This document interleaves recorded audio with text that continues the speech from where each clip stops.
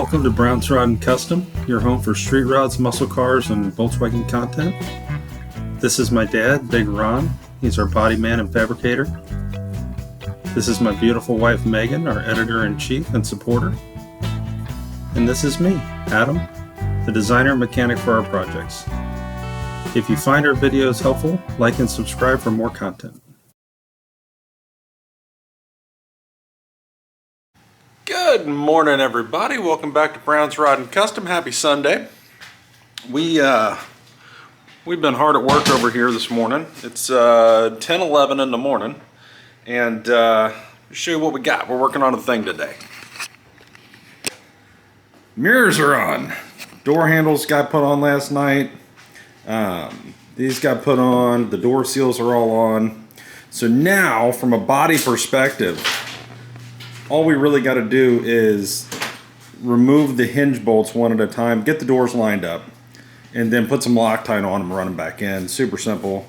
Get that done, get the doors lined up a little better. A couple of them fit absolutely spot on. Just want to get the bolts tight. And then Big Ron is back here working on this exhaust leak right there. And yeah, should have that going here shortly, and you might even already have it done, to be honest with you.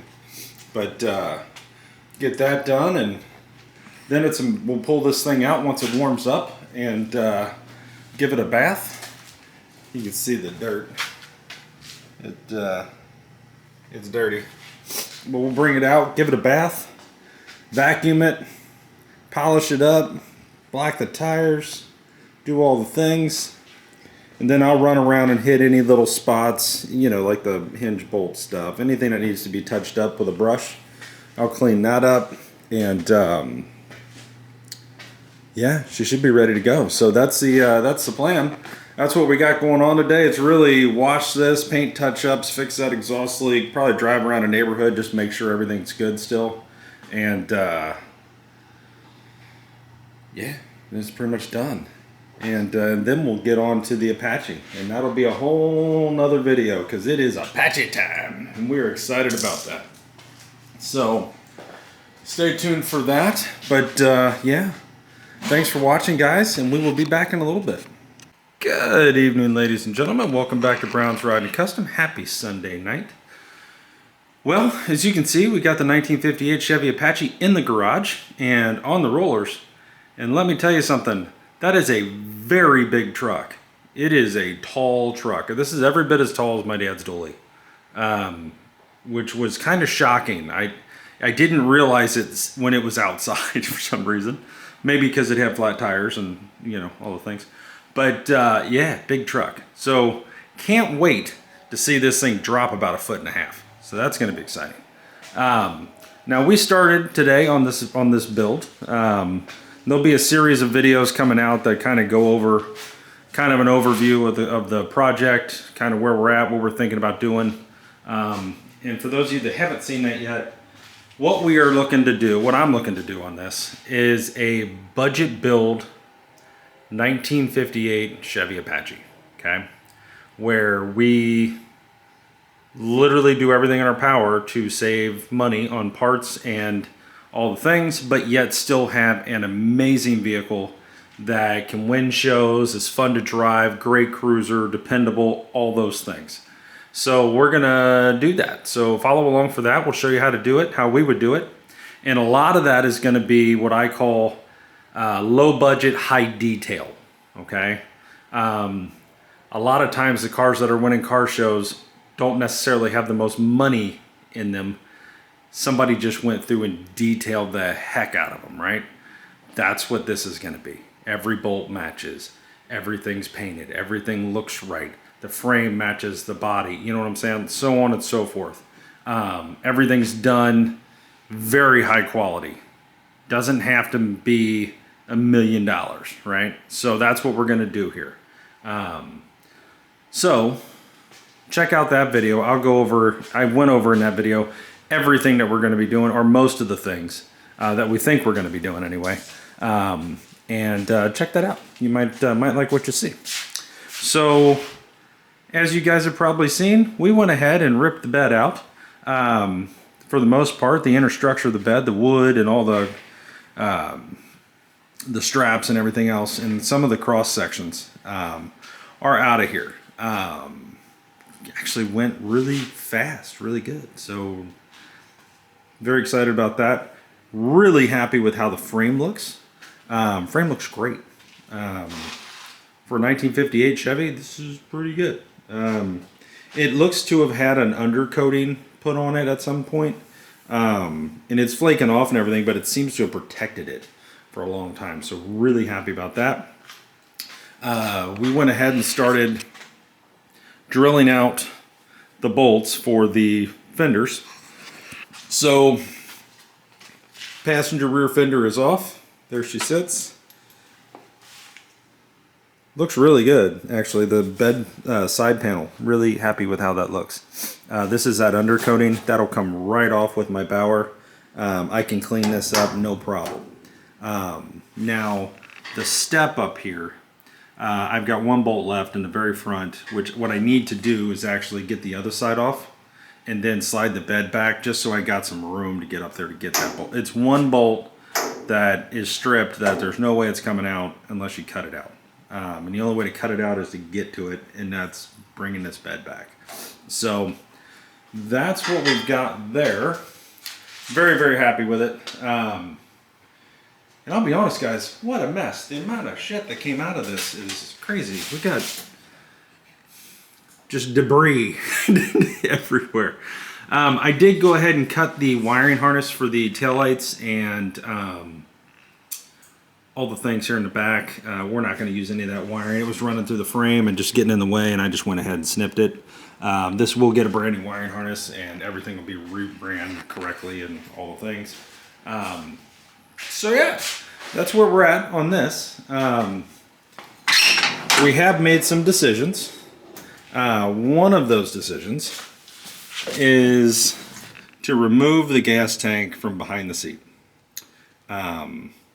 I kind of wanted to keep it behind the seat because I just, I kind of like the gas filler door here. That's the way it came. I don't know. I'm weird about those things. But Big Ron is just absolutely adamant that we put the gas tank back here. Right there. And that's fine. I don't have a problem with that. But what I don't want to do is have a hole and a filler neck in the bed. I want to put get a tank and run it out, and I want to put a Hagen fuel door right there. You push the button, boom, and you fill up right here, as opposed to dropping your tailgate, getting in here, splashing fuel on your beautiful bed. I don't want to do those things. I want it to just right here. And we will have a whole lot more room because all these leaf springs and shocks, and I got to show you this shock too, by the way. This one here, this one's good. That one there. This one here, check this out. See if I can get you in there to see it. Oops. It's literally just rotted off. It's at a 45-degree angle. So, yeah.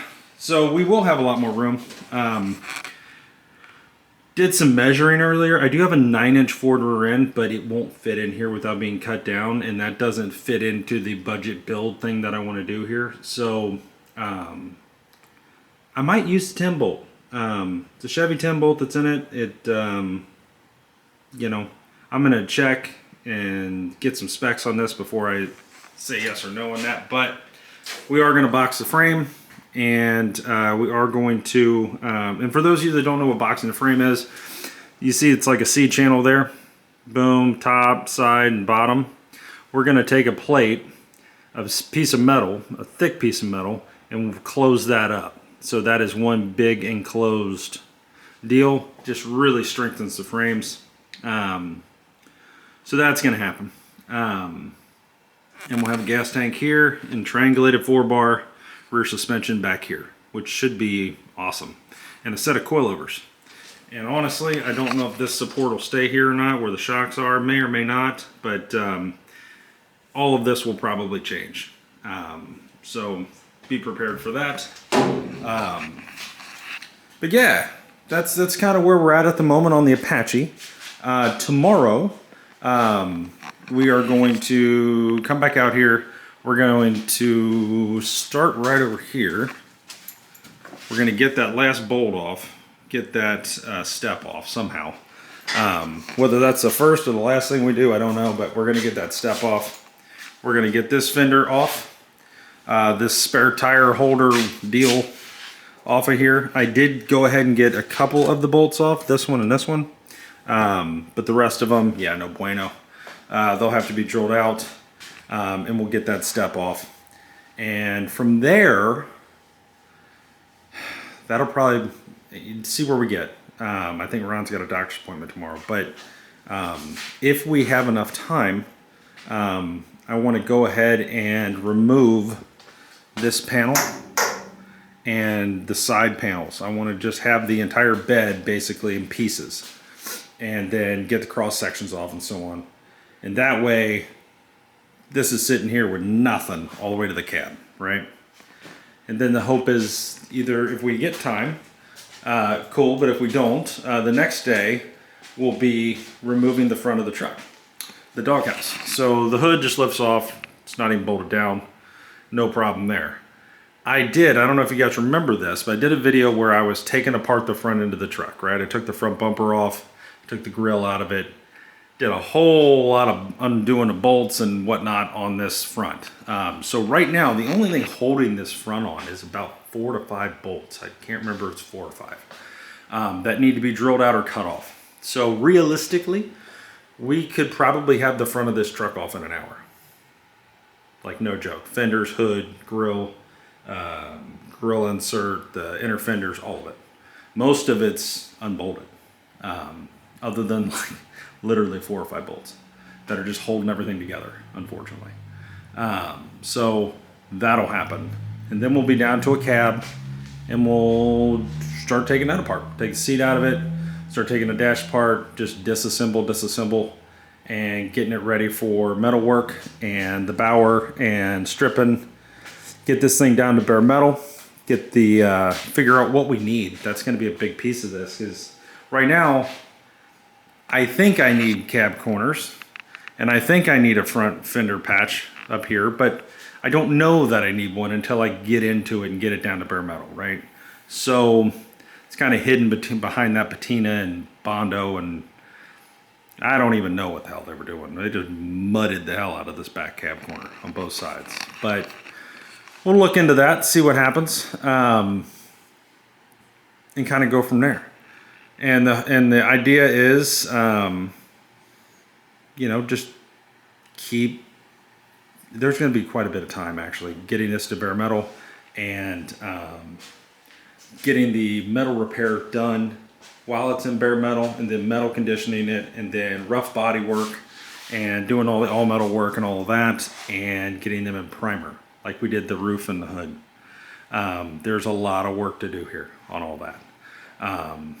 So that's what you're going to be seeing happen over the course of the next couple weeks. And while we're doing that, we're going to be figuring out what we want to do suspension wise, drivetrain wise. I have a turbo 350 transmission. I have a turbo 400 transmission. Both are rebuilt, both are ready to go. I could put either or in here. And I got to figure out whether I'm going to do the 1958 Chevy pickup truck 283 or if I'm going to go with the 350 4-bolt main like Ron's motor, you know, 350, 400 horse, camel hump heads kind of thing, 10-to-1 compression, nice cam, or something else.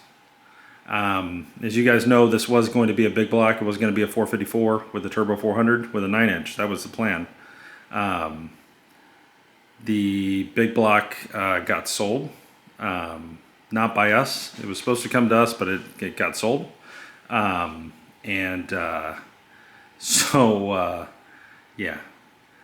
so that happened. But so that kind of killed us on our drivetrain plans on this. So we got to figure that out. But we're, I think we're making good progress, and really happy with this. Now, something else happened today. The Volkswagen thing It got, the exhaust leak is fixed, got that repaired, and it's running great. We got the mirrors on it.